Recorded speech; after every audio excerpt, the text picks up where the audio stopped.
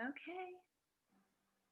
Well, like Dorothy and I were just talking, Dr. Randal Jelks will be just a little bit late. He'll be here in about 5 minutes, but we'll go ahead and get started.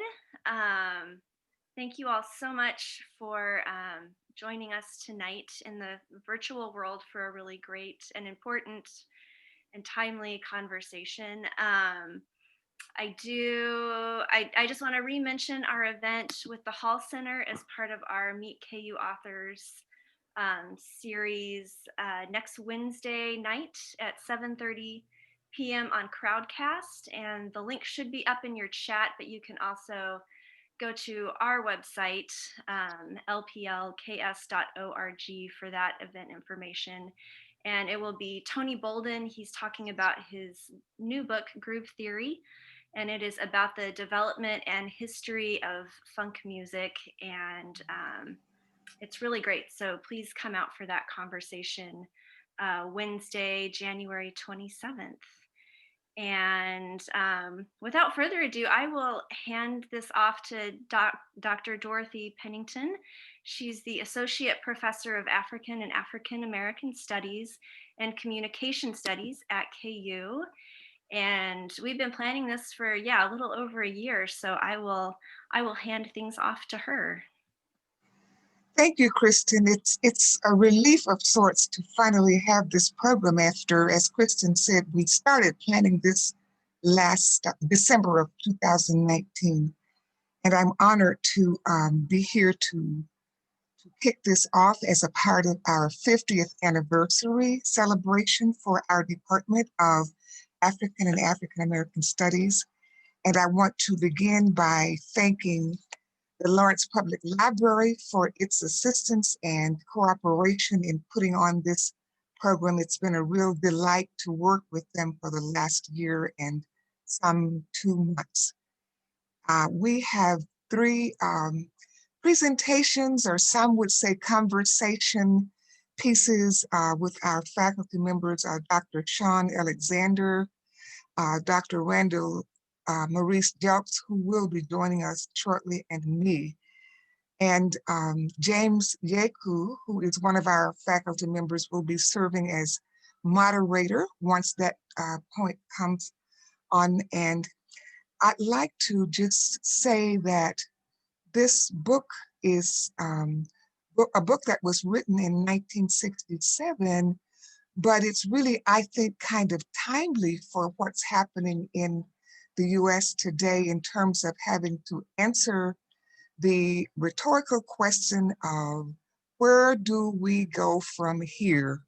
And our choices are having chaos or having community. And so we will be dealing with that from our different perspectives tonight as well. And lastly, I want to thank the audience. I think we have an impressive number of people tuned in for this. So on behalf of the Department of African and African American Studies, whose chairperson is one of our panelists, Dr. Shawn Alexander, thank you, audience, so much for expressing an interest in this program. And I'd like to then just have James Yeku give us some sense of how he would like to proceed. But what I was thinking of in terms of our areas of expertise is that while they are important, this will also be an interactive kind of session. And for example, with my own remarks, I teach rhetoric and communication.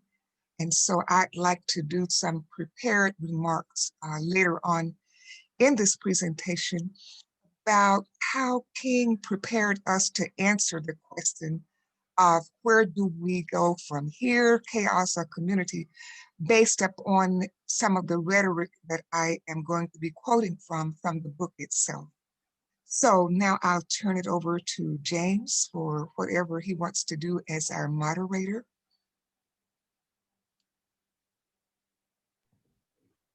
Thank you, Dorothy. So I'd like to welcome everybody once again to this webinar. The book, Where Do We Go From Chaos or Community, is an important one, especially given the historic inauguration earlier today.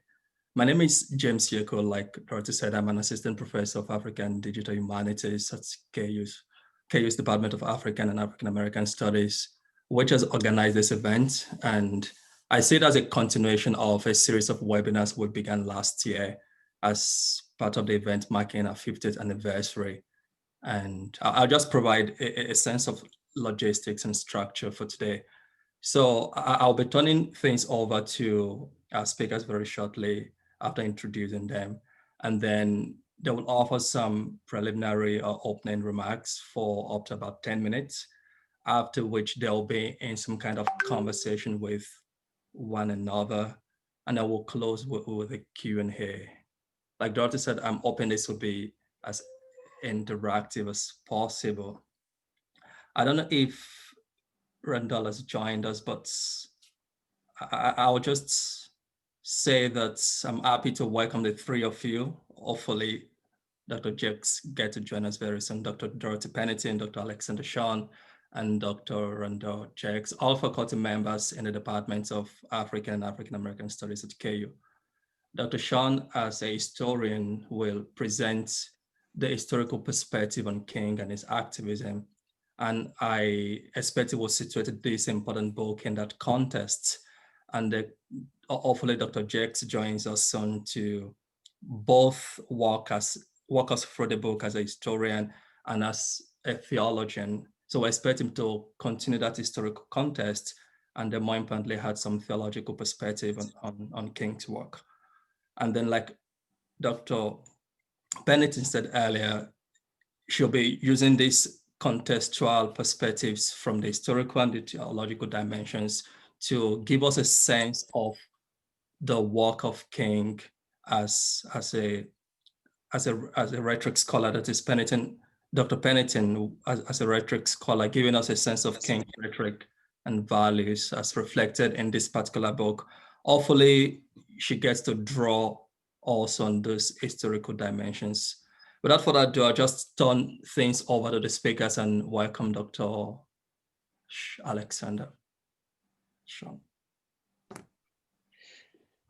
Thank you, Dr. Yeku. It's good to be here. I appreciate everyone joining us on an important day in history with an inauguration happening here in the United States, and yet another discussion of Martin Luther King's fourth book, Where Do We Go From Here? It seems like it's the most common title being discussed this year. I also want to recognize, as we've said, that the Department of African American Studies is celebrating its 50th anniversary this year.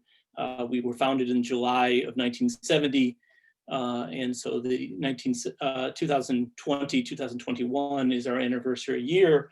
And the department was founded during a period when student activists sought revolutionary change at the university and throughout the United States. And as we mark this year, remembering the activism of the students on our campus, we should also understand that we also mark this 50 years as once again we are here demanding equal justice and fighting anti-Blackness in this country, challenging struggles that are aggravated really by a pandemic and other forces. And as we turn the page today, as everyone likes to say, in the United States, I want us to remember that it does not mean that the book that has already been written does not exist. That white supremacy, hate, ignorance is the past, present, and future of America. And that I'm hopeful for this new day, but at the same time, I don't want to forget what has come in the past. And we should always continue to teach to try to overcome the ignorance. As Martin Luther King says in this book, the white population of this country have not worked as hard as the Black population to overcome their ignorance, as the Black population has tried to overcome their own situations in this country. And so we should remember that as we begin to push forward and think about what we're going to talk about today. I've been asked to do a little bit of historical evidence or discussion about it, and I will do that, and then also put us a little bit in the contemporary discussion. So as I said, this book is the fourth book of King. It was published in June of 1967. And to understand that moment, I think, is extremely important. This is the post-Selma moment. This is the post-Voting Rights Act moment. This is when he begins to think about this book, it's what his successes have come in what we used to call the modern civil rights movement, but people began to call it the long civil rights movement, but the modern civil rights movement, and what happened, in the legislative victories, changes with the culminating in the 64 Civil Rights Act and the Voting Rights Act of 65. And in the wake of that, of course, we have the Watts uprising.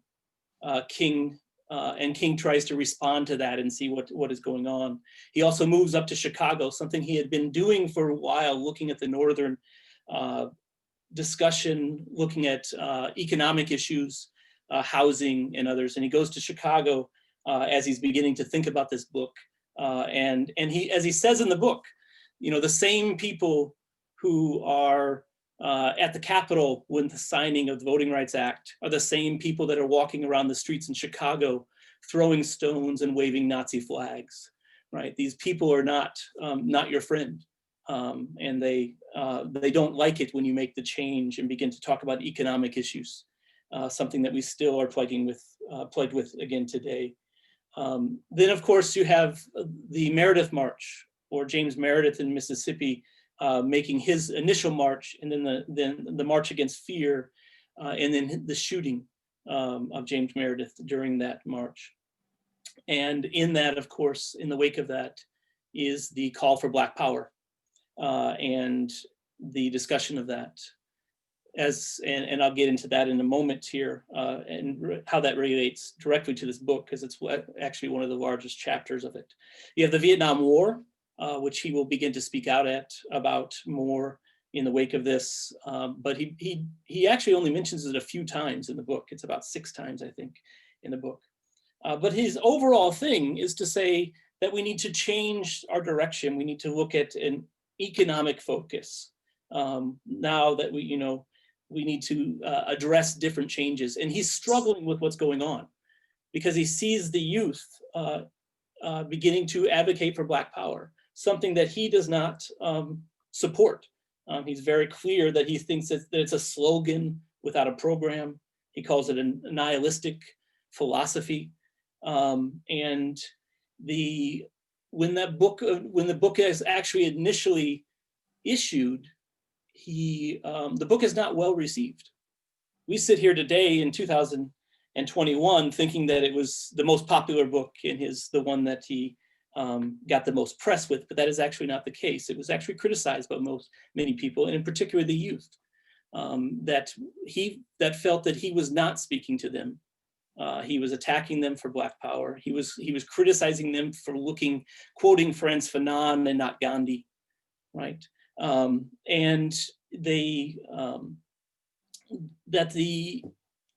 it's ironic in some ways, because as I said, it's the book that is discussed the most this year, asking us, sometimes I wonder if people actually read the book. They like to focus on the title and wondering where we're trying to go with community or chaos.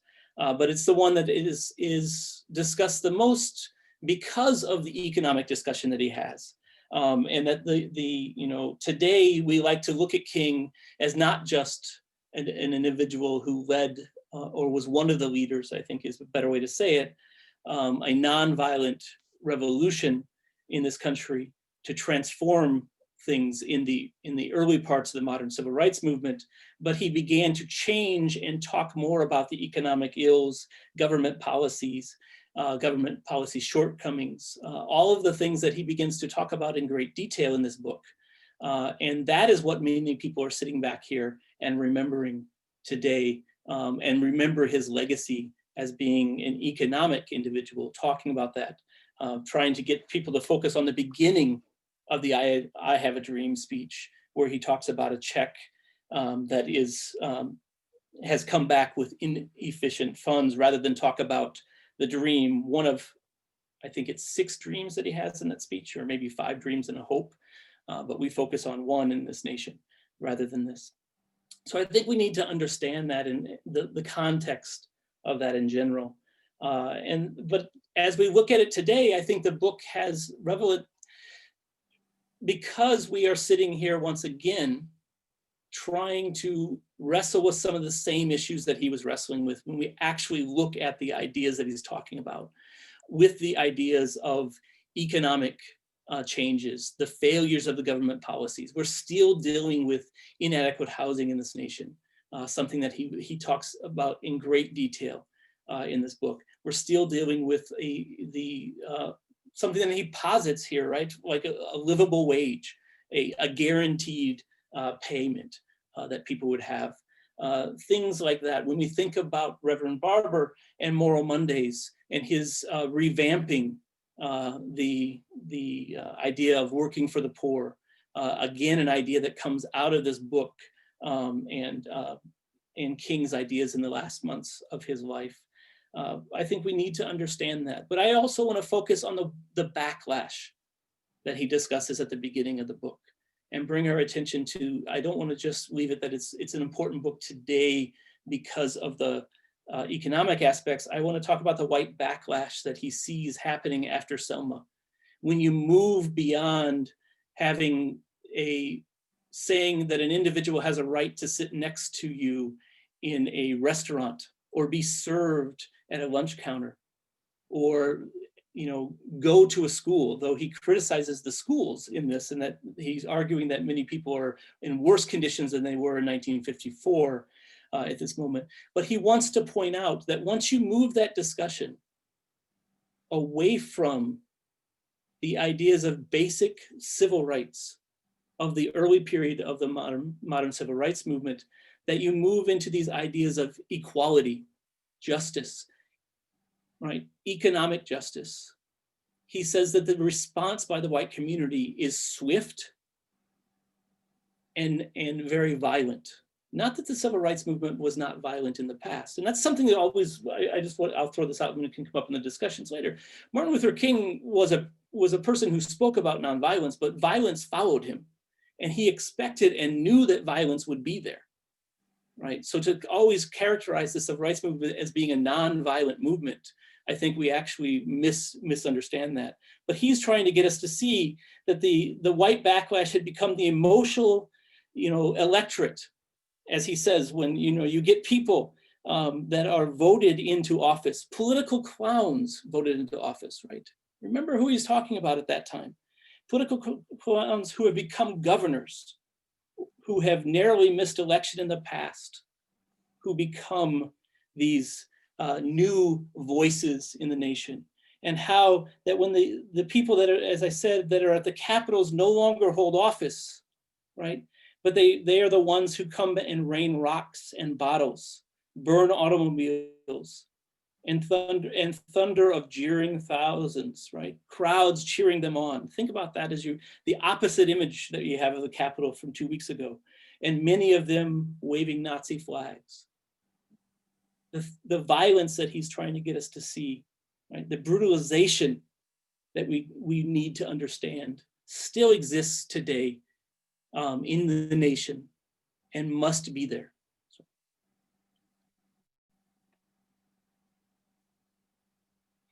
I'll leave it at that and leave it for question and answer. Dorothy, if you want to go ahead, Randal has to get the there he is. Okay, there's our moderator. Okay. I was going to say should go ahead. We don't have a right. All right, so thanks, Shawn. I want to, in my presentation, look at this book from a rhetorical perspective, because there are always choices given in terms of how we persuade people to act in certain ways, or how we conduce them to act in certain ways based upon the rhetoric that they present. So that's my orientation in my prepared remarks.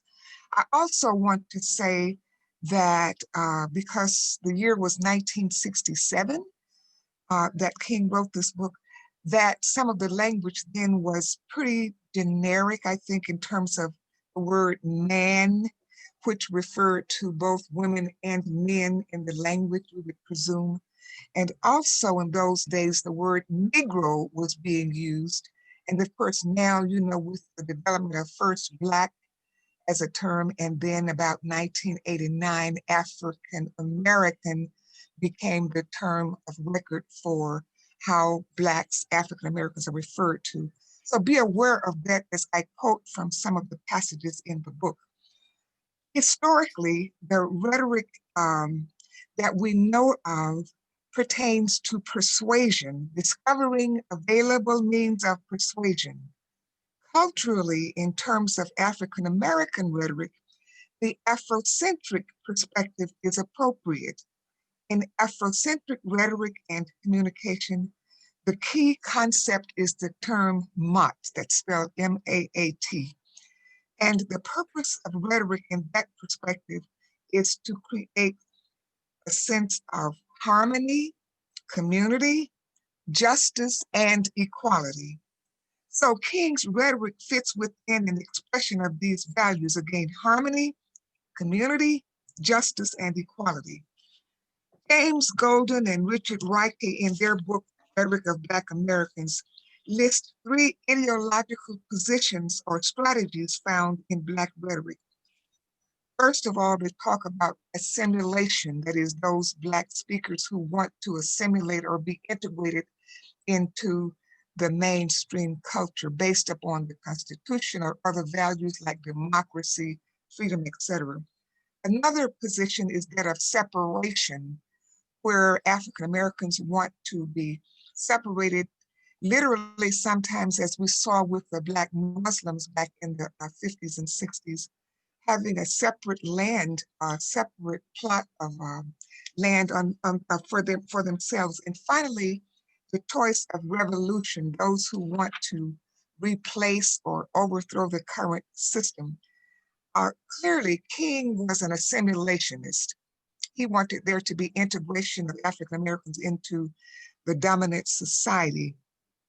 And he believed that this would be done through a sense of agency. That is, he ascribed a sense of agency to African Americans, that some of this was in our hands, their own hands. And so they had to be about the business of determining how they wanted to act in order to effectuate some of the changes that were needed. Now, some of the expressions that you hear, like even in the song, We Shall Overcome, which was something of the anthem of the civil rights movement, the idea of walking together hand in hand. King literally meant that, and that this would happen across racial lines. So one of the debates in which King engaged, which was one that Dr. Alexander mentioned with Stokely Carmichael, King meeting surrounding the march of James Meredith from Memphis to Jackson. Some of those arguments had to do with the fact that some of the younger people wanted Black people to be in the forefront of the movement, to be about Black people. And as an integrationist, assimilationist, King thought that Black people in the civil rights struggle could not forget all of the sacrifices that had been made by white people in the civil rights movement, some of whom had lost their own lives. Remember the 3 civil rights workers in Philadelphia, Mississippi in 1964, and others as well. Viola Liuzzo, the housewife from Detroit. So King in the book expresses this as persevering togetherness.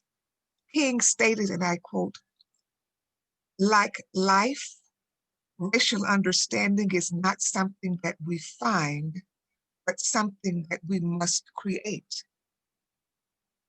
What we find when we enter these mortal planes is existence, but existence is the raw material out of which all life must be created.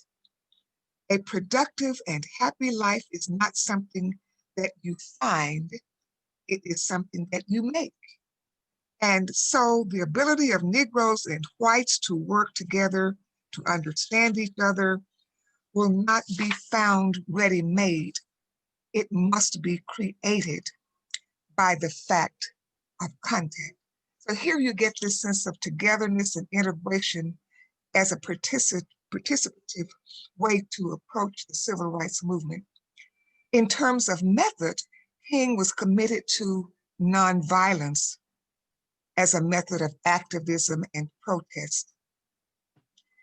In his book that we're discussing tonight, which a reminder again is Where Do We Go From Here?, King expressed his strong commitment to nonviolent action and defended against perceptions of nonviolence as being weak. Now, I will point you for the sake of time to an earlier book, his book Strides Toward Freedom, where he gives a detailed explanation and justification for nonviolence.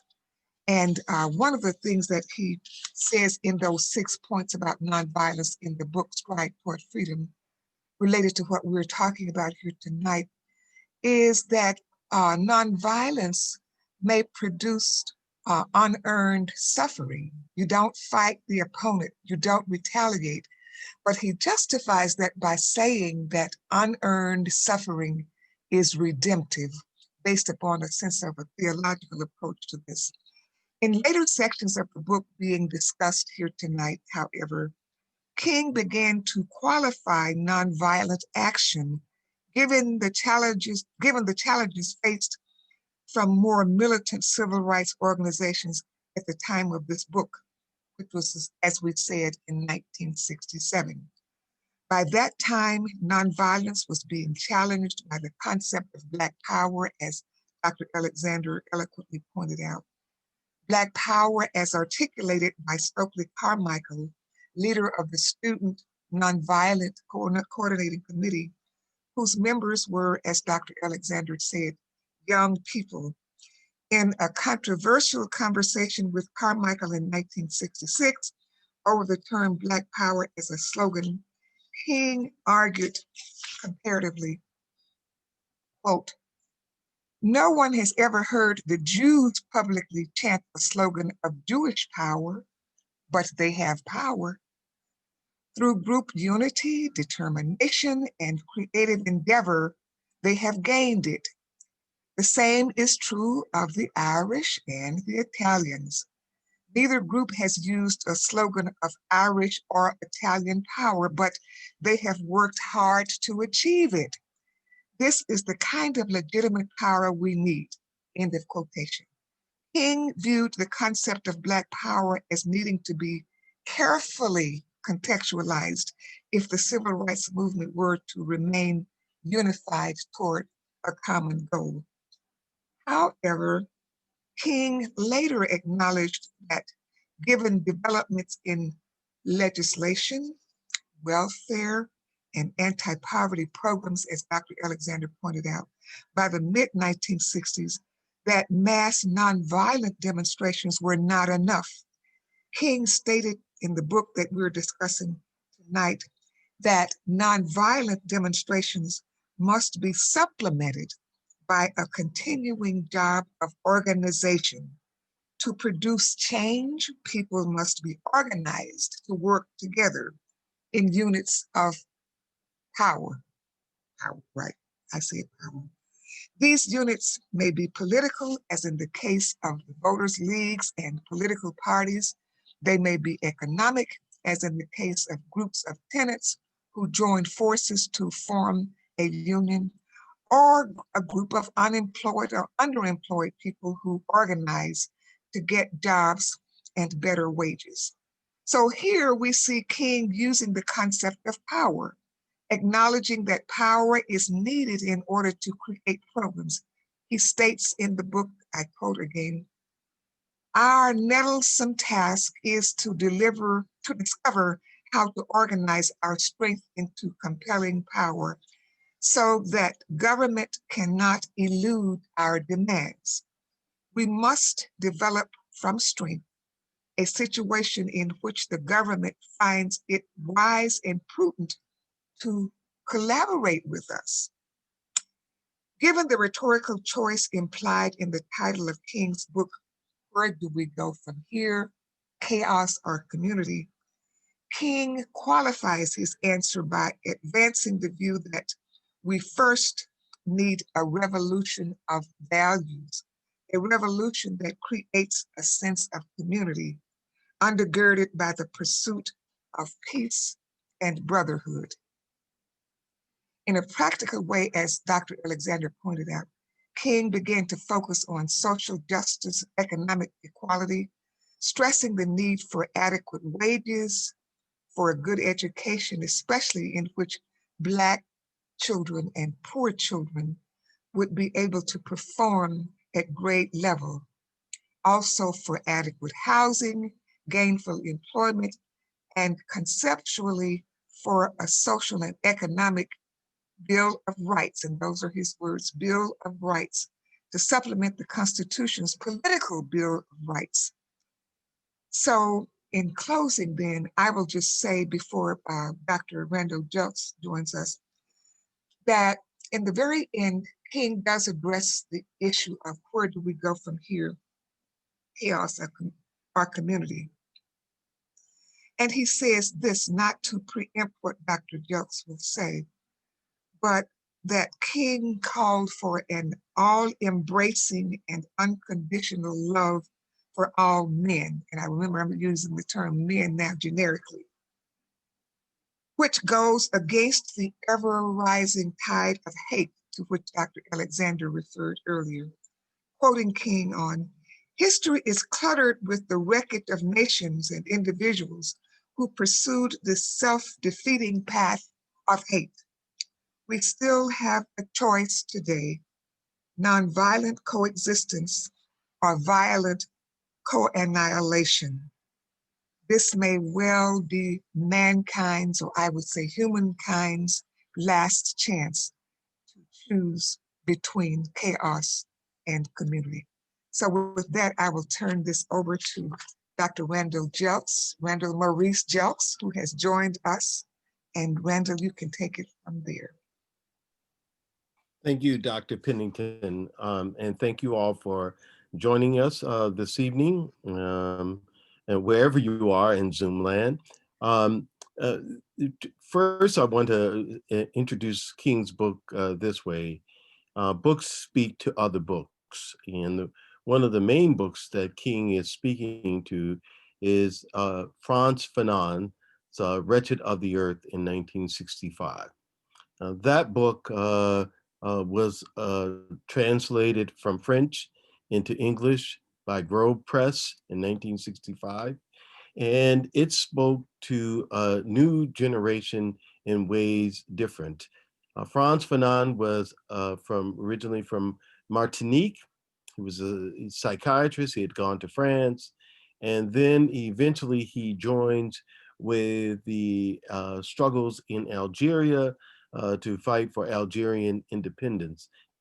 France had held Algeria as a colony since roughly the 1830s.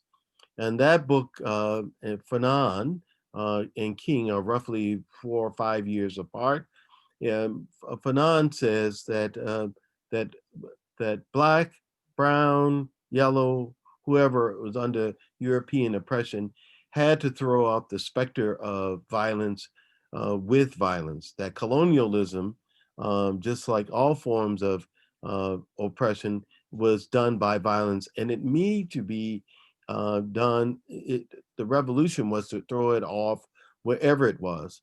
That book translated to young people, and it was read widely, particularly by young activists all over the United States, and particularly young Black activists, since Fanon was of African descent himself. The other particular thing that King is responding to, and where do we go from here in 1967, is not a book, but an article by one of his mentors, nonviolent mentors at that, Bayard Rustin. And Bayard Rustin writes an article saying about protests or politics. And what Bayard suggests in that article is that African Americans now had to take up electoral politics as the way to further enhance the movement. It was no longer time to be out in the streets. It was no longer time to protest, but to turn around and elect politicians to office to advance their cause. Now, both Dr. Alexander and Dr. Pennington have already mentioned that in 1966, Willie Reckford and Stokely Carmichael has shouted Black Power. What do we want? We want Black Power.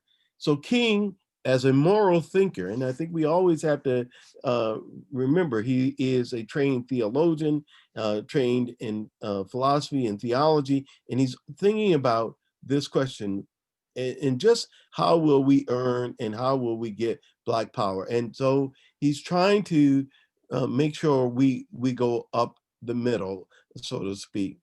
I would differ with Dr. Pennington. I would not call Dr. King an assimilationist, but rather I would call him a politician of the first magnitude, in the sense that he understands that African Americans make up roughly 13%, 14% of the population. And in order to get something done, there had to be a coalition built with allies of all sorts. So in that sense, that both he and Huey Newton, who was of the Black Panther Party, actually share a logic. The logic is that to order to politically get something done, one will have to build with allies. While Dr. King and Dr. Pennington rightly points out, says that Jews don't say Black power, many Jews did call on Zionism as a form of of power. Not all Jews agree with it, like all Black people did not agree with Black power. Um, the Irish also do the large struggle with Great Britain for Ireland. All had their forms of nationalism, and King is trying to see if we can avoid the kind of nationalistic conversation that is going on in the world, because he very much sees it as a global perspective. It's very dangerous that what will happen is what will happen in Nigeria with the Biafran War on the rise, what will happen in other places will be on the rise. So King is trying to navigate with where do we go from here with all of these forces that are here and the internal forces going on in the United States about the Vietnam War. In essence, the Vietnam War will be spending up bunches of money, which we could have tackled issues of hunger and homelessness and impoverishment, and and what King recognizes, even in where do we go from here, is that his own country is the greatest purveyor of violence that there is. And so he's trying to navigate a new strategy. How can we create community out of disparate forces? So we also finally should contextualize, in 1967, nobody liked Martin Luther King Jr. People can say that today, but all polls indicated that he was had weak popularity among whites. And so this is why I don't call him assimilation. Nobody polled Black people, but they polled whites, and King's ratings were terrible.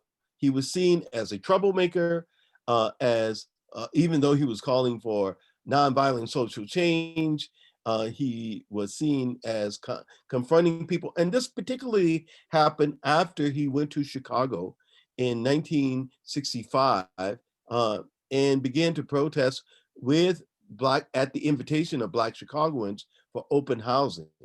And the reaction in the Chicago area was as horrific as we saw on January 6, 2020.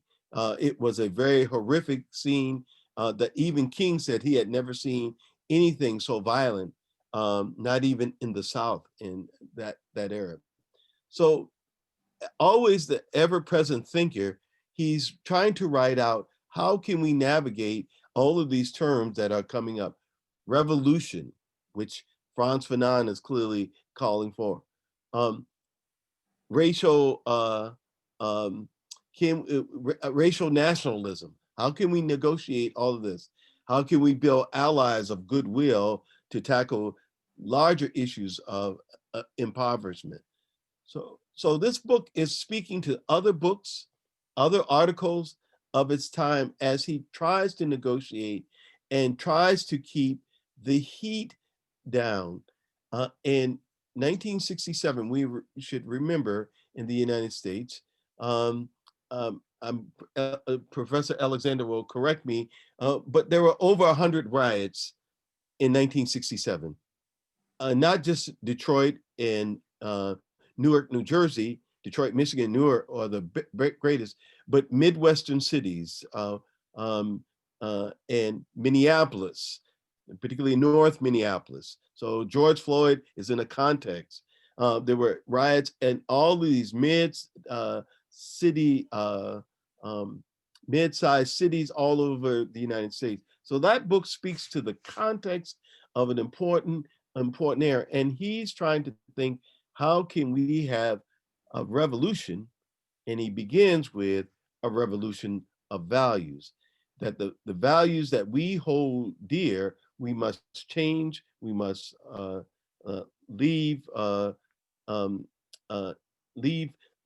aside the values that values profits over people. And so he's trying to have conversations with young revolutionaries and ask all kinds of important questions about what end will violence go. The problem for Fanon is that violence still left Algeria in a terrible, terrible state. So King is trying to be the great moral thinker and activist and think alongside. And this is why it's such an important and invaluable book. Where do we go from here? He's anticipating, and I will stop with this, he's anticipating all the struggles we face today. Thank you. Thank you, Dr. Jelks. I want to welcome the three speakers to get into some kind of dialogue with one another. But just before then, I would remind attendees and participants that the Q&A is open for questions and if you have some comments. I am hoping the speakers will take it the topic of violence a little further. I find it really fascinating when you just think about the violence and the language and the rhetoric of violence itself. Could there be a morality to it? Randal, before you came, we're open, you would also provide some theological context to this particular book. If you still want to go in that direction, that'll be fine. But I'll have more questions, but more importantly, I'll be looking forward to questions from the attendees in the Q&A box. Thanks.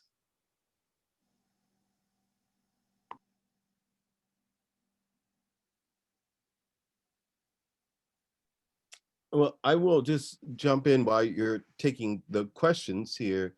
The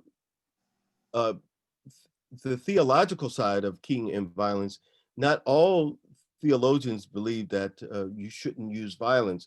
What King saw, and particularly where do we go from here, is that how shall we talk about violence? What end to violence? Once we drop the first nuclear weapon, did it make sense to talk about violence in the sense once we could kill in rapid succession people with single weapons, what were we talking about here? Mass destruction, and that appears over and over again, and that seems to for his kind of communitarian logic, it seems to bust. It says, you know, the end of this is human destruction. Randal, just not to have you keep going, but there's two questions that could go with that. There's a question about the beloved community in the Q&A, and then also, and I think you're the right person to answer this one, the Howard Thurman's understanding of community and how that influenced King as well. So those could go together and dovetail off of what you were just talking about. But. Yes, well, King was definitely one of his great mentors, and I would say one of the person he confessed his sins to was a great theologian, unknown to many Americans, was Howard Thurman. Howard Thurman was the dean of the chapel at Howard University for nearly 17 years into the mid 40s. Then he went to found a church in San Francisco, a kind of the Fellowship of All People in San Francisco.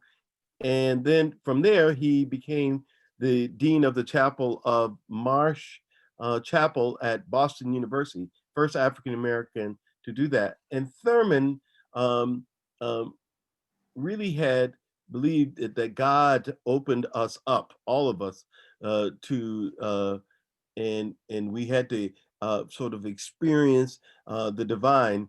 And one story I always like telling is that Howard Thurman allowed Timothy O'Leary on Good Friday at Marsh Chapel to one of his first LSD experiments.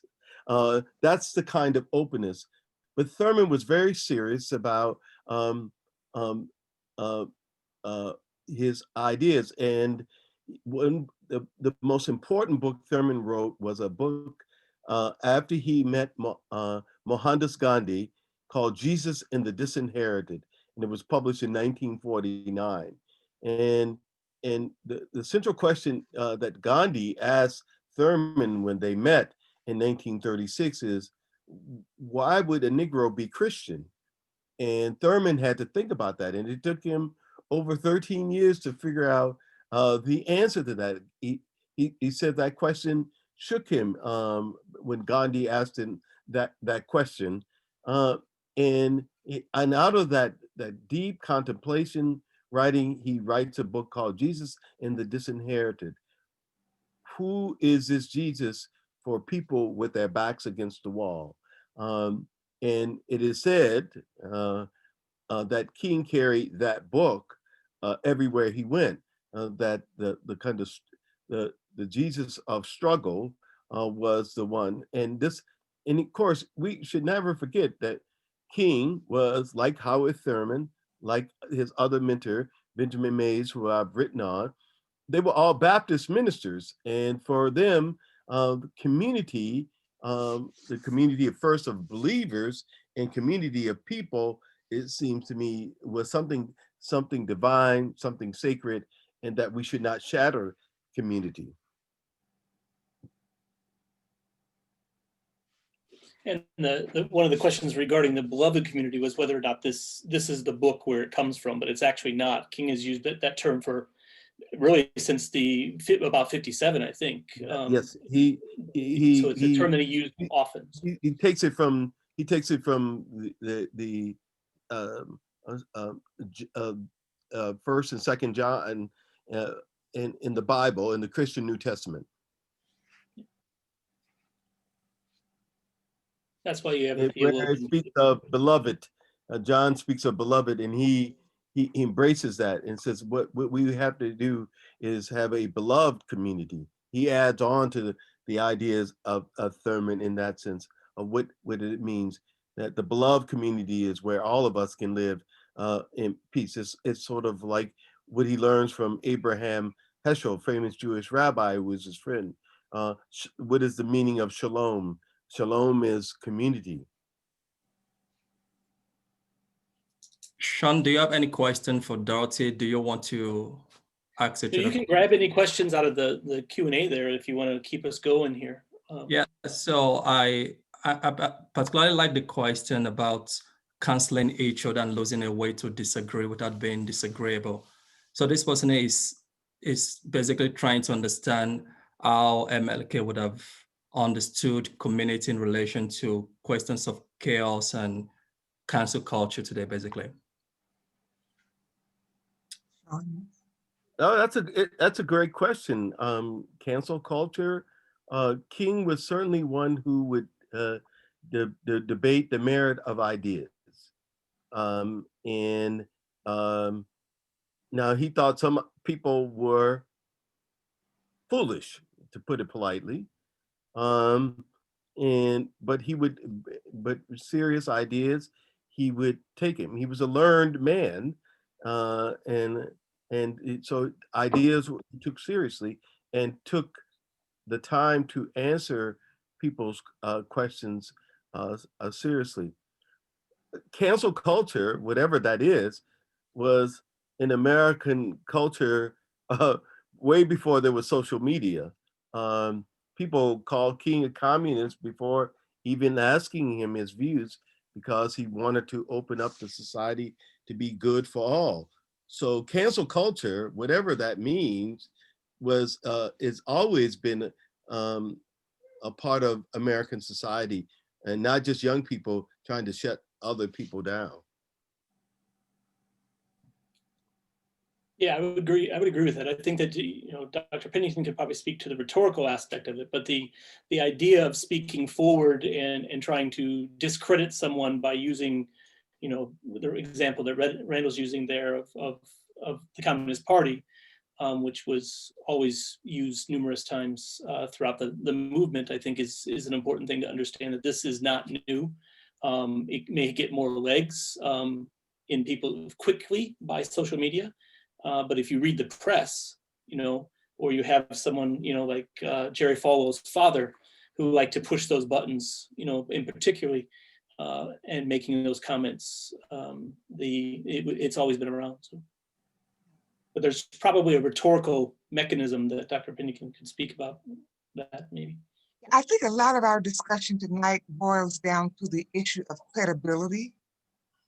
Who believes whom, and what kinds of arguments or proofs do they use to persuade people?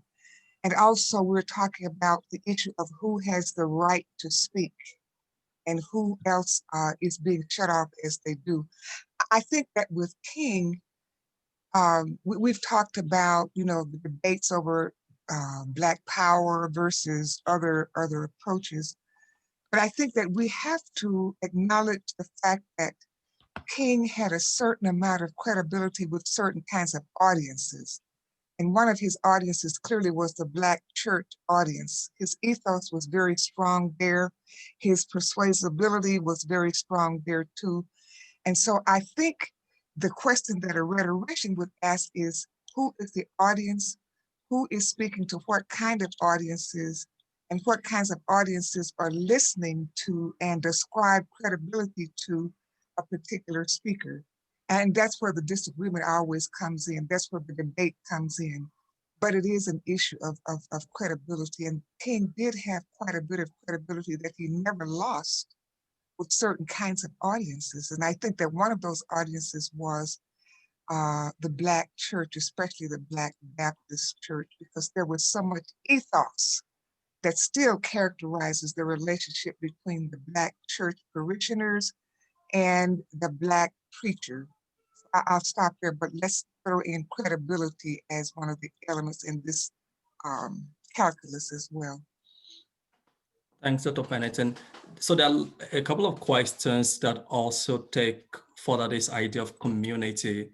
And somebody here wants to know if any of the speakers might think there's some kind of decline in community. Would King say there's decline in community today? I don't know if Shawn might like to speak to this, particularly in relation to social media, probably Black Twitter, if you like, as one way that there seems to be some kind of community building, in a Black culture. So you want the cynic to talk about this, right? So, I think largely, I think we have lost a sense of community. But what was community before, I think, is the question that we have to ask. We've often lived in separate communities, to use the words of the time, although most people will know that I hate this word, not integrated communities. Even in an integrated workplace, you go home and don't continue to work. So that sense of a broader community, the beloved community, certainly does not exist, and it has, I would argue, has never existed in this nation. But there are places where community can develop. Speaking what James is talking about there, I think there's a platform, in social media where community has been able to create a sense of community beyond, your geographical space, and being able to reach out and feel that, you have friends, you have people that you have common interest in, and you can communicate with each other. and give a sense of community there. But is that really, what does that amount to in the end? I think we have to begin to think about what are we fostering in that element. What type of community are we really working to create?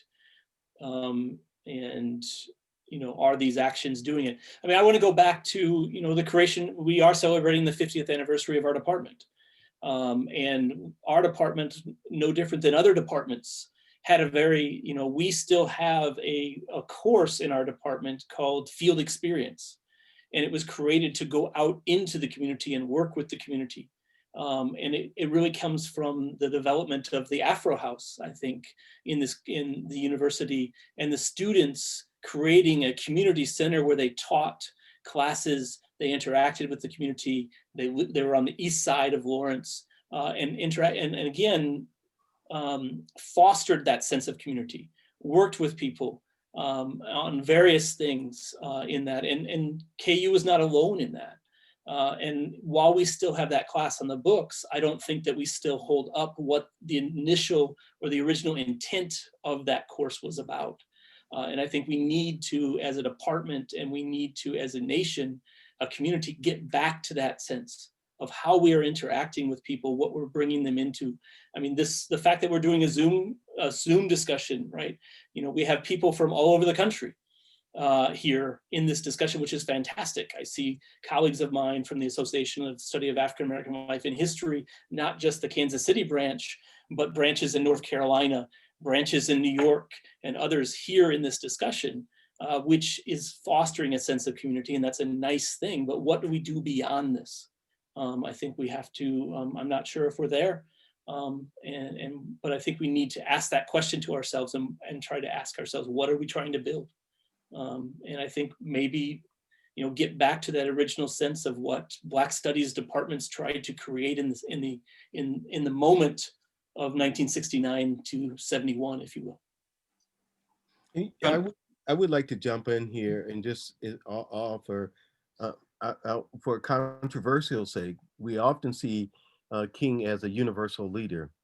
And I would argue that King was a Black leader, and that he spoke to Black communities.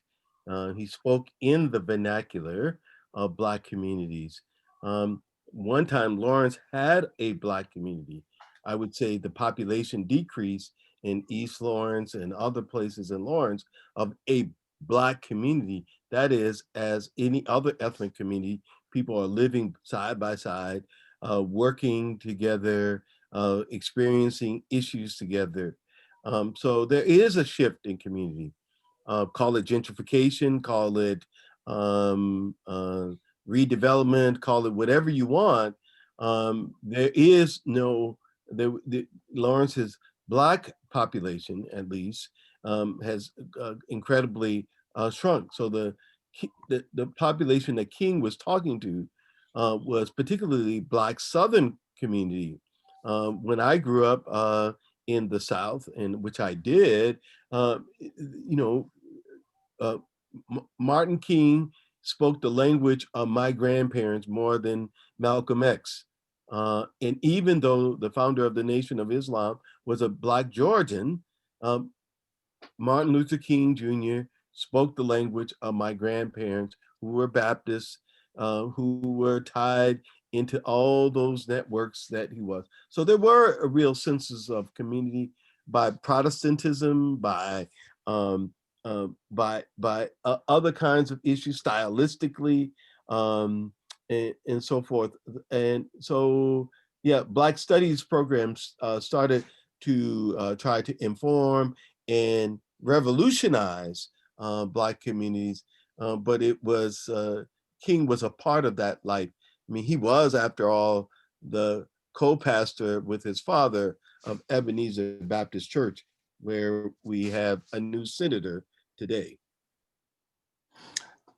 Thanks, Dr. Jelks. I just want to circle back for a minute to the question on violence. And I recall Shawn earlier, you kind of gestured at a deconstructive paradigm for this, kind of saying that King spoke the language of nonviolence, but violence followed him.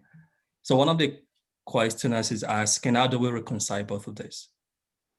How do we reconcile that? Yep. I mean, I think we as historians, although I'm not really a historian, but I use historical methods, right?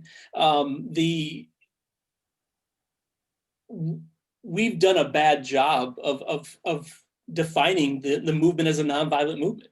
Violence is everywhere, right? It's no different than we've done a bad job of thinking that 1966, the Black Panther Party in Oakland is the first time that guns started being used or being held. Guns were outside King's home all the time, and the other African American leaders in the South, right? Because guns are there. And so we have done a bad job allowing that to be the defining moment in discussion. When I've talked to students from the civil rights movement, people from the civil rights movement, very few of them actually will say that, they understood that if they were going to a demonstration that King was at, there was going to be violence, right? And again, King expected that, because violence brought media attention, right? Which was something that he could use. It would possibly bring federal intervention, which is something he can use. And so there was always this rhetorical fight that he had going back and forth. And I think there's been a number of pieces, written in the last 10 years or so within African-American history that has challenged that notion of it being, a holistic, nonviolent movement, but it's getting people to go read and understand it and ask different questions than have been asked before. We've allowed that definition to define the movement. I would agree and slightly disagree Sure. Yeah. with Professor Alexander. King expected violence, yes. I mean, that's a tactic. I mean, particularly we know from the Selma movement and to drawing Sheriff Jim Clark out and then Bull Connor, that those towns were selected because those sheriffs were going to will give you a show, so to speak. And different than Albany, right? That's right, different than Albany. And so the tact to use the kind of very violence, but the idea was to show the violence to the world, right? That's why it was. They always use this word. We want to dramatize to you what really goes on. You most Americans would never see a southern town, but when those television cameras showed up and they saw a southern sheriff that was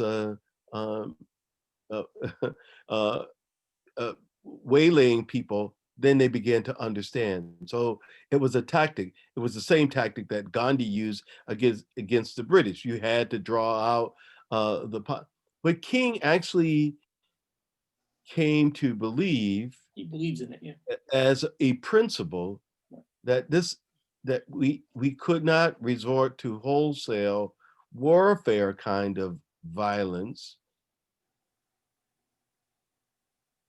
which is different than a one-on-one self-defense. absolutely. And Right. he speaks about that in the book too, Randal. Right. As you Right. So that I think we have to make some distinctions there. He's not trying to create a civil war. He's trying to say this is the violence that our society has created on many different levels, and we must take it on. Absolutely. And he in the book, when he's talking about Fanon and the way that the younger generation is using Fanon, he evokes Nat Turner and Denmark Vesey and says, as we see from our past individuals, violence is a doom. But I want to also posit the question that we should think about here, not just in the moment of the 60s, but certainly American history, and certainly what we've seen in the last 12 months, is who gets the okay to evoke violence? Who gets the okay to actually do violence in this nation?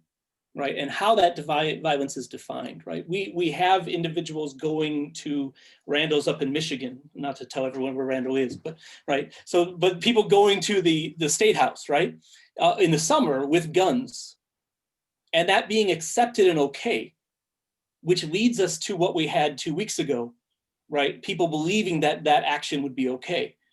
Juxtapose that, of course, to the response after George Floyd, right, and the perpetuation of violence on Black bodies who were trying to demonstrate, and the discussion of how those Black bodies are violent, but the people that are going to Michigan, right, and standing there with guns within the Capitol are not violent, right? And then even the attempts to not talk at the beginning of that moment on January 6th, that was this violence, was this terrorism, right? Finally, we got enough people actually talking about it as a violent action. But if you were watching that live, the initial responses were not there. They weren't ready to talk about it that way. And so who gets to perpetuate this violence in American society? How long has it always been here, right? As I always say, we were founded on violence, right? But we just call it a party. Right, we have a Boston Tea Party rather than the actual Boston riot, and a racial riot at that, where the individuals dress up as Native Americans and attack a British boat. But that is, we celebrate that in the American narrative, and it becomes an accepted form of violence, and I think that's what we should have a greater discussion of.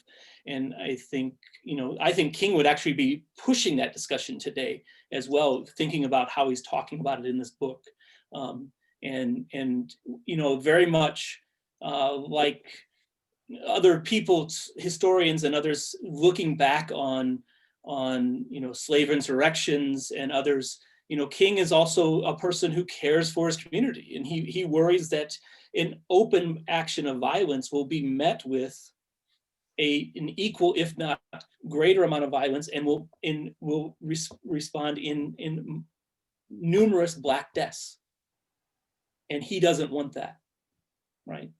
And so he uses the violence, as Randall's saying, as a tactic, but is not willing to go further. And that's what he's criticizing the youth of, is you're gonna be wanting to take this further, looking at what Franz Fanon and others are saying, and I'm not willing to have those deaths on my conscience. I wonder if Dr. Pennington want to speak to that, especially in relation to the question of agency, which you mentioned in your talk earlier. Right, and I think the agency is important too, but I was going to approach it in terms of how King really defines and operationalizes nonviolence as a tactic. Philosophically, what he is saying about nonviolence is that it does not retaliate, but the question doesn't stop there. He says the ultimate aim is to win over the opponent. And in that sense, community is created by two people who were at first in oppositional camps, but they were persuaded to join the nonviolent camp because of the way that they were, either were treated or were not retaliated against, and ironically, that he would argue would form the sense of community, because community is not built around the auspices of antagonism. It's built around the sense of cooperation and having the same set of values. So I would say, in essence, that King was hoping, ironically, to win over the opponent, not just to oppose the opponent, but to win him or her over, which I think goes back to the theological sense of how community is formed too, because there's always a sense of conversion or persuasion when we talk about winning souls or whatever it is, the community, the kingdom, or whatever else it is. One interesting question in the Q&A is something that seeks to find a commonality between Fanon and King, especially in terms of where their ideas converge and the influences of those ideas on the Black community globally.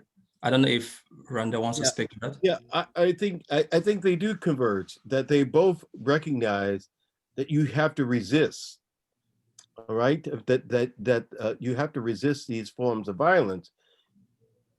But resistance always depends on where you're at and where you're sitting. If you're a minority and you resist, you are chances are you could be uh, totally wiped out, annihilated, right? So if you're the Uyghurs in China at the moment, you could be um, wiped. So one would have to figure out a strategy for that violence. In in the case of Algeria, the Algerians had put up with the French dominance for over 100 years, and and the French extraction of goods from Algeria, and they finally broke and went to war. But the problem that King sees is that the sees is the same problem that Albert Camus saw, is that Algeria might not ever be put back together again. And some would argue that even to this day, Algeria still suffers from that prolonged war of independence with France, whereas other countries managed to, like India, managed to, although violence would ensue afterwards, um, with the breakup of India into uh, uh, India and Pakistan and Muslim versus Hindu, uh, that that the ultimate governing aims were able to be passed on because there wasn't the violence of a civil war. I'll just read this question. Do you think Dr. King thought it would be possible to achieve racial harmony without some kind of racial justice? No, he was all he. No, that's the one thing he was a preacher of. It was always about justice. There's nothing that could be done without having a sense of justice, a sense of recognizing and paying to have somebody sort of, no better word, made whole. You can't have you can't have lip service liberalism. Not he was a critic of. You have to have justice. Justice is the mandate. He says, like, love without justice is sentimental bosh. That's one of his favorite lines. It's just sentimentality. It's nothing. It's meaningless. And that's part of what he's pushing with this book, right? Is that he's trying to push us towards what is equality and what is the definition of equality. And so he's pushing that justice line more than, he's saying, as I said earlier, I think before Randal joined us, he says, you can have an African-American sit at the lunch counter, but if you want actual justice and equality, the discussion becomes very, very different and often violent. So there's that racial harmony versus racial justice, and very similar to the African-American community in the late 19th and early 20th centuries on what is social equality versus racial equality, and that discussion and change of things. And he very much falls on that it cannot be separate, it must be whole. And so, yeah, I agree. So Randall's phrase lip service liberalism reminds me of what people refer to as slacktivism in the context of online forms of resistance. And I think it ties nicely to this question about strategies of power. What other strategies of power are there other than voting, street protests, and perhaps signing petitions? I don't know if anybody wants to take that, maybe Dorothy? Say power. Yeah, so what strategies for power? I'm assuming this question is about how we express and articulate resistance to the impositions of power, or other than through voting. And do we have other forms of power apart from just voting, apart from street protests and signing petitions? Well, as an educator, I think you would not be surprised if I were to say that education is a great form of power. There is knowledge in education, and it's something that cannot be taken away from you. So we say that knowledge is power. Education is certainly powerful. One of the most powerful tools that we have is that of education. Yeah, and I think the other thing, this is probably where Randall's going to jump in, so I may be jumping on it, but he can take it from me, is that, you know, economic power, right? And King again is addressing that in this book, and that's so the discussion of Black power. You know, he claims that he has no problem with the idea of power and the usage of power. He doesn't like, you know, putting Black before it, but you should be using this notion of power, and it's economic power, it's political power. So those are the ways that he's coming in. But Randall, sorry, I jumped on that too. Oh, no problem. I would, I was actually thinking about Dorothy's questions, because that was the real question at that time. What kind of education are we going to have? Are we going to have the education to whitenize Black people? I mean, that so KU largely, if you look even today, if you look at its curriculum, was largely Eurocentric, focused around European thought, European goods, and they were called to be universal goods. So the question that became for young people, yeah, well, education is a universal, is a power, but power for what? I mean, it could also be the power to tell you, well, you know, living in East Lawrence is totally bad, and you should be dissatisfied with living in your community. These were the kinds of questions that were at the time, and these were really legitimate questions that we wrestled with, and this is why Black Studies came along. But I would add to that too, Randall, though, that in the historical perspective of the fact that African Americans were denied education for so very, very long, that education itself became a revolutionary act. And I would stick to that argument as well, regardless of the content of it. Just the fact of advancing knowledge means that you are creating a revolutionary act when your grandparents were not allowed to learn back in the days.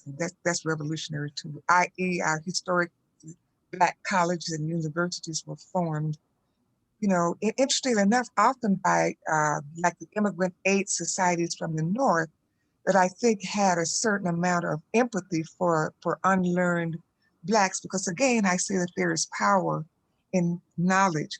But I would agree with the both of you that we have to qualify that by saying that there's a certain kind of knowledge that we need, not just the blanket statement of knowledge per se, but yeah, knowledge itself is contextualized as a revolutionary act for Black people. Right. I mean, I think just staying on the idea of education, I mean, we've had long fights. You know, we had a big discussion this last week. It supposedly disappeared today. Of the 1776 project, right? And what type of information is there? And the Black community for a long time has been trying to get information out, right? If we go back to the 1930s, the push for textbooks and discussion of textbooks, how, you know, Reconstruction is being discussed, particularly Du Bois becomes famous with that, with the end of his Black Reconstruction, but that's actually a NAACP and the Association for the Study of African American Life and History, or Negro history at the time. It's their fight. They're the ones that are pushing that discussion and trying to get the school boards to change what they're teaching in the classrooms. And we can bring that again all the way up to the creation, as Randall says, with the creation of Black Studies, and trying to push this notion of what is being taught. Again, the Afro House being created and being taught, teaching to the students and the community members of Lawrence, I think is a huge key to understand that knowledge and that understanding, but particularly what you're reading. And there's a great list of books, you know, that the students put out in 1969 and 1970s that they should be reading.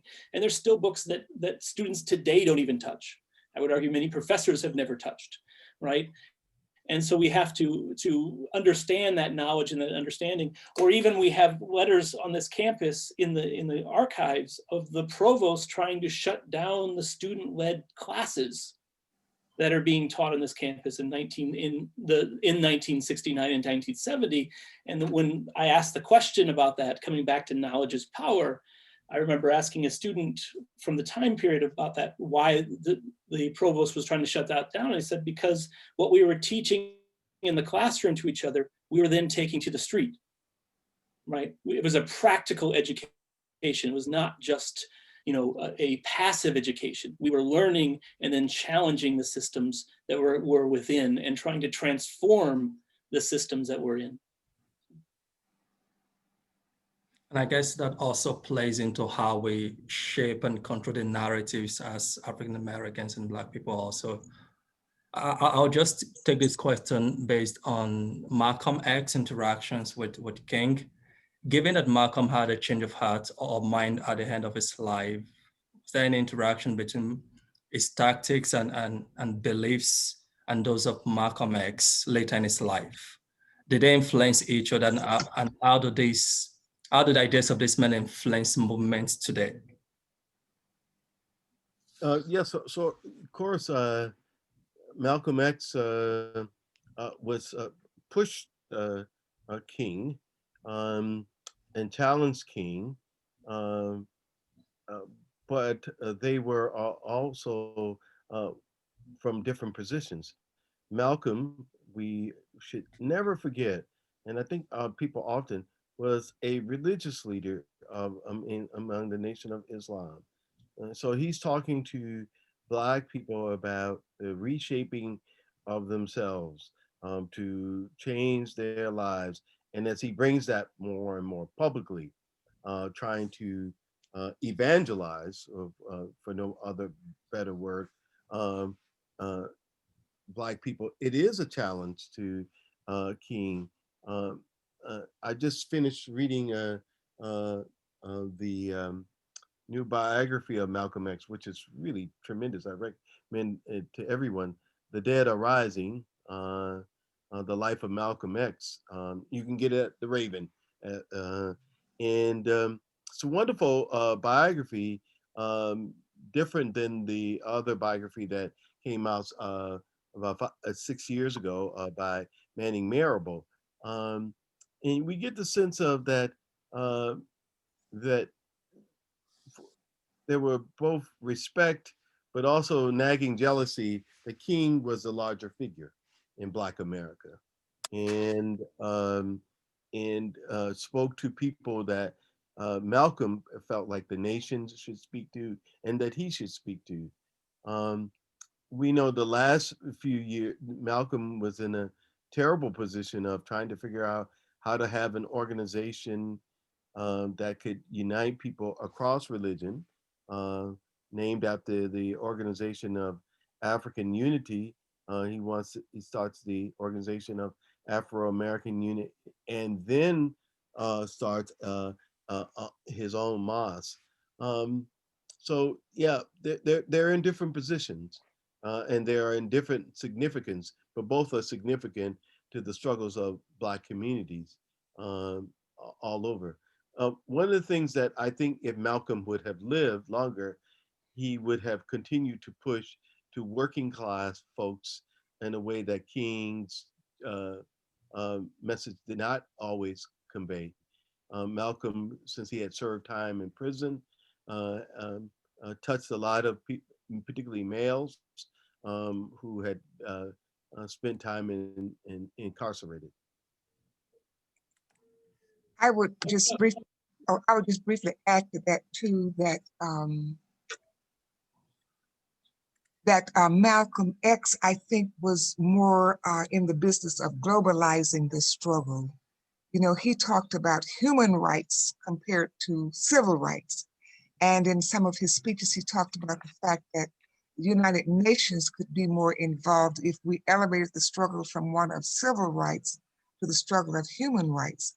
And so I think that he was trying to globalize this with some of his later visits to Africa and other places. And that after he went to, I think he made the holy pilgrimage to Mecca, if I'm not mistaken, Randall. And he began to evolve in terms of the anti-white position that the Black Muslims in America had articulated up until that time, you know, kind of like situating the white man as the devil. And so once Malcolm made that Hajj, the holy pilgrimage to Mecca, I think that he at least indicates that he had a change about how to look at humanity, but he still wanted to globalize the struggle and not make it just one of civil rights only. I'll add that quickly. Yeah, I just want to, I will add real quick as well that I just want to be careful of us always juxtaposing people. And there are, as Randall talked about, and many of us others have talked about, there's a lot of people in this moment that are influencing each other and pushing each other. And I think we do that over time. And I think we do a great disservice in African-American history to say, you know, it's Martin and Malcolm, it's Booker T and Du Bois, right? It's Du Bois and Garvey, et cetera. And I think and usually it's all men, right? And we do a great disservice, I think, to the field and understanding how people are being influenced. There's a great line in the edition, the 2010, I think, edition of this book, where Vincent Harding writes the introduction. And Vincent, the great Vincent Harding, you know, was a friend of King, of course, right? He's the one that goes down and helps create the Institute for the Black World at the King with King Center and everything. But he actually thinks that King is coming to the idea of community and where do we go from here.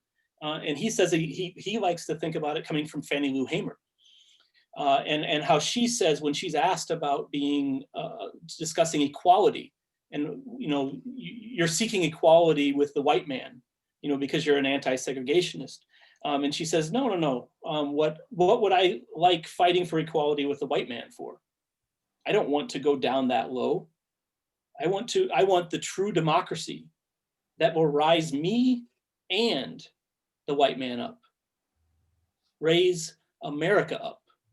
And what Harding is arguing is that what King is saying in this book is he's calling for a democracy that's going to raise America up. And he's saying that it comes from people like Fannie Lou Hamer and others that are influencing what's going on. And I think so I want to just be careful about us always looking at these things in a, you know, a binary dichotomy, if you will. So I just want to say one word about civil rights and human rights. The reason that African Americans chose to use civil rights is that human rights, first of all, was the Declaration of Human Rights. But in the McCarthy era, human rights begins to be associated with quote unquote the Communist Party. right, exactly. And so people get very, very leery trying to say, well, okay, we won't say human rights, we'll say civil rights. But underneath all of that, and I want to say that Malcolm took this from Du Bois. W.E.B. Du Bois had been claiming the kind of posture of globalizing the Black struggle. He felt it had an affinity with people around the world. So with that said, that use of civil rights was a period piece to protect a movement that saw itself as attached to a global movement in the United States from Southern senators, particularly calling it a communist movement.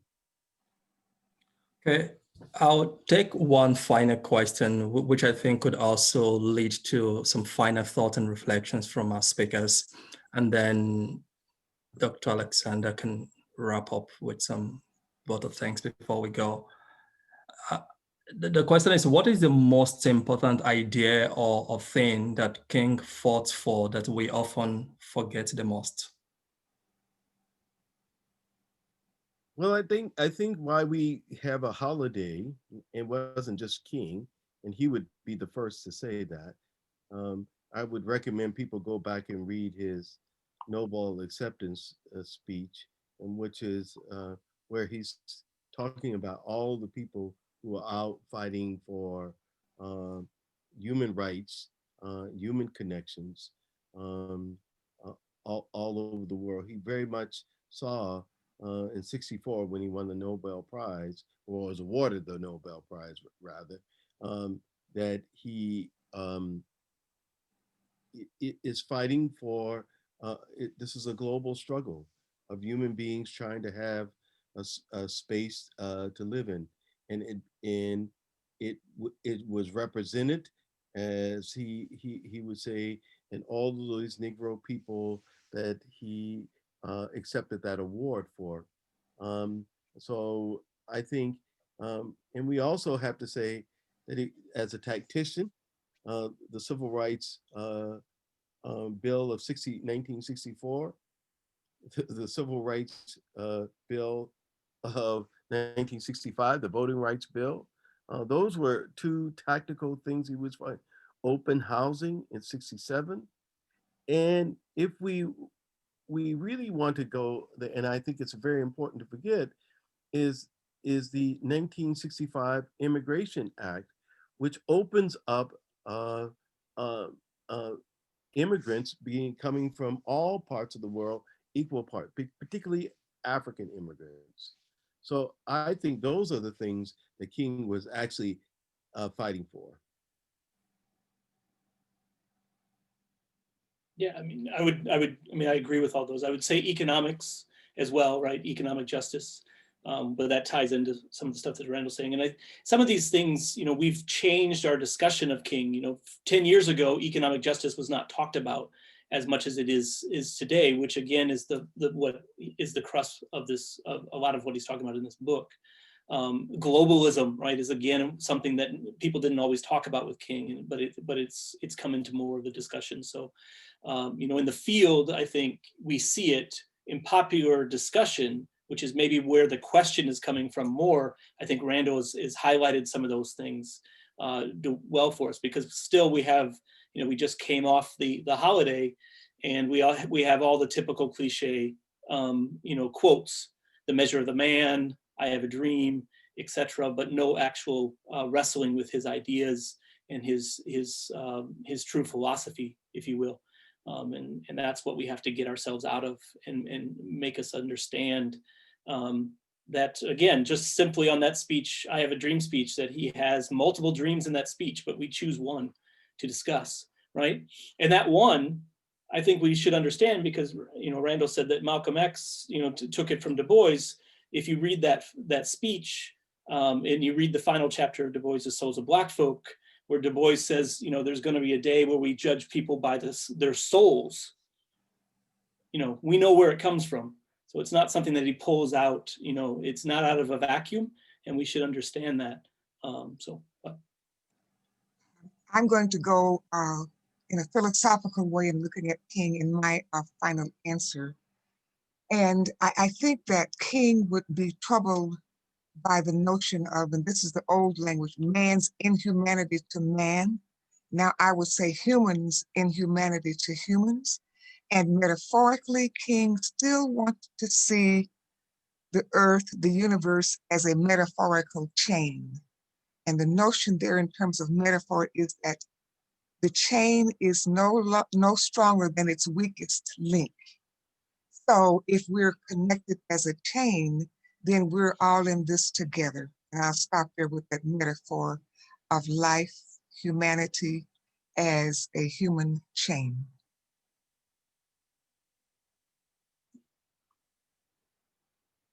Very good. I think this is me to wrap it up now, unless you guys have any final comments. No? I think that's a good comment to end it on. So I want to thank everyone. I want to thank the Lawrence Public Library for doing this with us. And I want to thank my colleagues. We have a wonderful department, and we have been here for 50 years, which is extremely important. And the fight is not over. Black Studies is always fighting, and we will continue to struggle. And the importance of Black Studies and Black Studies education is there. I would like to thank, so again, my department, the Department of African American Studies, our allied centers, the Langston Hughes Center and the Kansas African Studies Center. I would like to also thank the Greater Kansas City Black History Study Group. It's our branch of the Association for the Study of African American Life and History.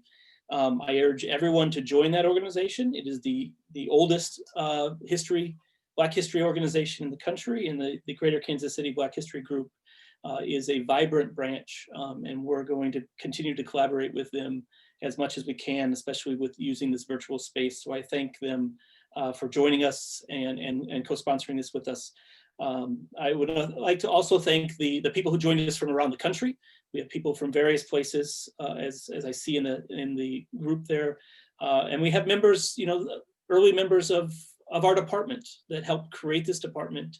We have former chairs, we have individuals who were students on this campus, and I want you to know that we try our best every day to do what you set us up to do on this campus, and to teach the ideas of African studies, as it was called when it was first created, the department, but continuing the long struggle of Black studies.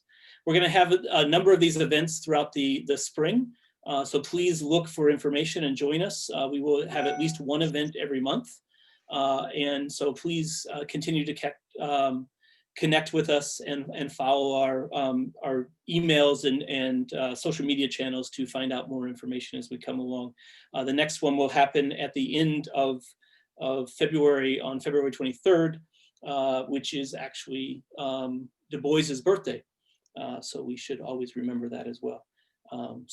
I look forward to joining more and more conversations, and I thank everyone for joining us.